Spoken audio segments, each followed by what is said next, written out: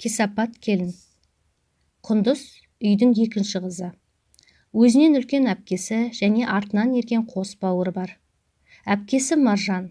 Екеуін бір анадан туған деп ешкім айтпайды. Маржанның жанының тазалығы соншама, тіпті аяғының астындағы құрт құмырсқанды сыйлап, оларға жол беретін. Адам түгілі жәндікке жамандық ойламайтын қарапайым, биязы қыз. Мамандығы мұғалім. Мектептегі ең дарынды, үздік оқушылар да тек Маржанның шәкірттері болатын. Өйткені оның сабақ өткізу тәсілі де ерекше. Ғылым мен исламның дәрістерін ұштастыра шәкірттерін оқытатын. Мектепке тіке барып тіке қайтатын. Ешкімге артық қылық көрсеткен емес. Мектептегі жұмысымен қоса үй шаруасында қатар алып жүріп, үйінің іші мен ауласын әсем гүлдермен безендіріп, оларға күтім жасаудан жалықпайтын. Тазалық оның айырылмас серігі. Шаршау не екенін білмейтін өмірге құштар жан. Ал Құндызға келсек, ол мүлдем басқа адам. Анасы Ғалияның аузынан түскендей өсек аян, біреуді ғайбаттаудың хас шебері. Көше құмар, қыдыру, ойын-сауықты жаны сүйеді. Сабақты да қатырған емес.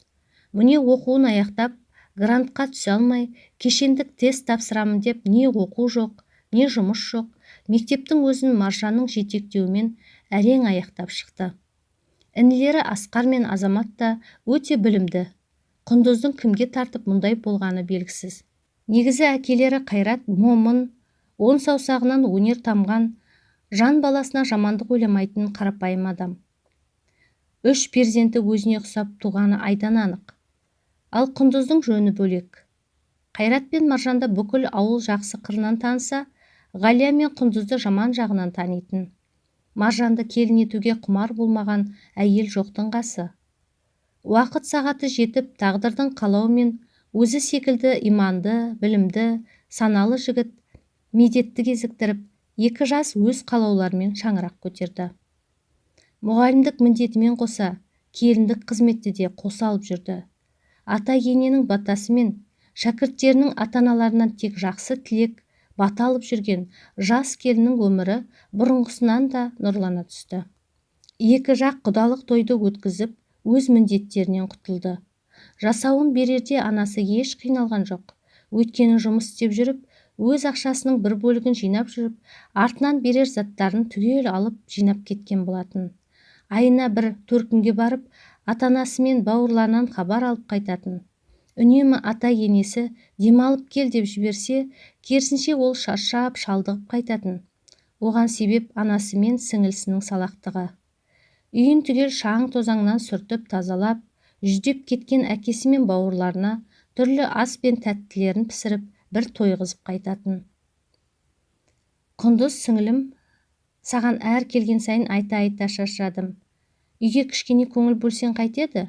Жас емессің ғой, қолың бос, жұмысқа бармайсың, таңнан кешке дейін үйдесің, не істейсің, айтшы маған. Ойнаймын, болды ма? Сенің енді өз үйің бар емес пе? Сонда білгенің жасай берші. Біздің үйде нең бар? Тыныш келіп, тыныш кете берсең болмай ма? Құндыз, олай жасама, үйтпе, бүйтпе, ананы жаса, мынаны жаса, шаршатып жібердіңдер бар ғой. Жаным, мен саған жамандық тілейді дейсің бе? Ертең сен де келін боласың, мына түріңмен ешқайда сыймайсың. Тағы бастадың ба? Келдің, көрдің, баршы енді. Мейлі өз өмірің, өз еркің, өзің біл. Сен мені өзіңе жау санасаң да өзің біл. Ал мен тек саған жақсылық тілеймін. Қазір жезден келеді, мына гүлдердің бәрін алып кетпесем, сендерден қайран жоқ. Көбісі солып өлуге шақ қалыпты. Қалағаныңды ала бер, алда жөніңе кетші. Ай, сіңілім, ай, қазір ашуланасың ау. Ертең келін болғанда жылап тұрып, қоңырау шалып, ақыл сұрайсың ғой әлі. Бәрін уақыты келгенде көреміз, әпкетай. Маржан сіңілісіне өкпелегісі келсе де өкпелей алмайтын. Құндыздың болашағы үшін қатты алаңдайтын. Маржан гүлдерін алып кетіп, үйдің іші қаңырап, босап қалғандай болды. Қайрат бұл жайтты естіп, көріп, қуанып қалды. Сүйікті қызы Маржаннан қалған естеліктер көз алдында солып жатқаны іші қынжылатын. Ал Ғалия болса, аздап ашуланып қалды. Ақымақ қыз, ата енесіне жағымпазданып, үйдегі бүкіл затты тасып бітетін болды ау. Тағы немізді алып кетер екен? Бір күні мұнайдың іші қаңырап бос қалса керек. Қайрат алғашында үндемей отырғанмен қатынның сөздеріне шыдай алмай ашуға бой алдырды. Ғалия, жетер енді, сендердің ол гүлдерге иелік етуге қандай құқықтарың бар? Ол гүлдердің әр қайсысын Маржан өзі отырғызып, өзі күтіп, баптап өсірді. Енді не істеу керек еді? Көз алдында бәрі солып бара жатса. Сендерден әр келгенде өтініп сұрайды, қараш деп. Ал сендер бір рет болсын су құюға жарамайсыңдар. Мен ерігіп жүрмін бе? Жұмыстан шаршап өлейін деп өз ас суымды әзер ішіп жүрген жоқпын ба? Ал ана қызың ше, ол не бітіріп жатыр? Қашан қарасаң қолынан телефон түспейді, не сабақ оқып жатпайды. Айттым саған оқуға түспей телефон алып бермейік деп.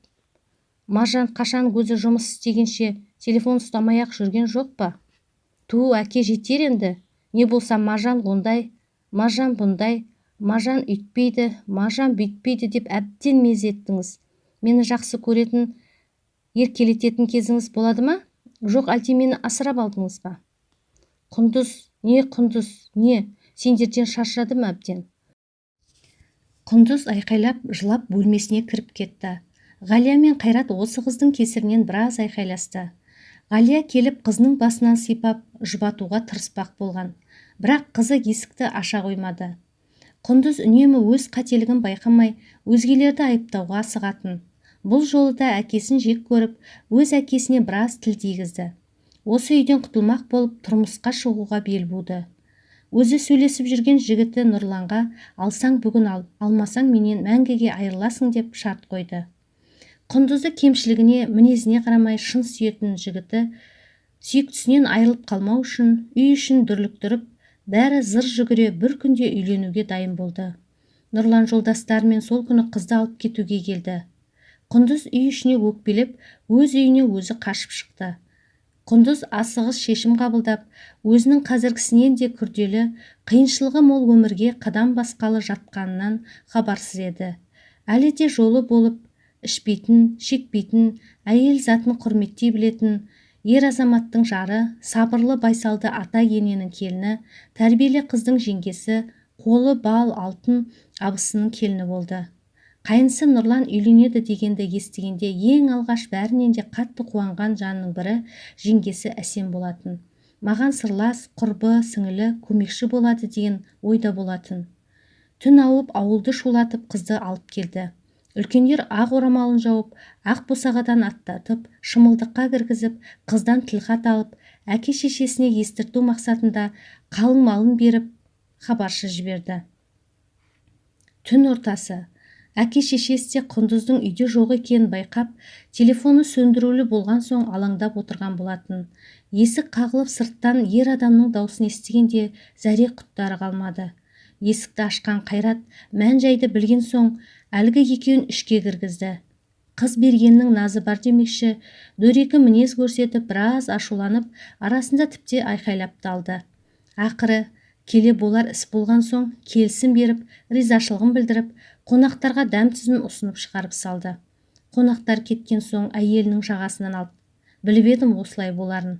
Ал не болды соңы? Қызыңды әбден еркелетіп, бетімен жіберіп құрттың. Не оқыған жоқ, не қолынан үйдің шаруасы келмейді. Түске дейін ұйықтайды. Қандай келін болады екен? Менің қызым ақылды, бәрін де үйреніп алады. Оны уақыт көрсетер. Алдымен туыстарға хабар бер, артынан ертең кім қуғыншы болып барарын шешейік. Ғалия абысын, келіндерін түгел жинап алды. Қайраттың қарындасы Жанар, келіні Гүлзира, інісі Марат қуып баруға дайындыққа кірісіп кетті.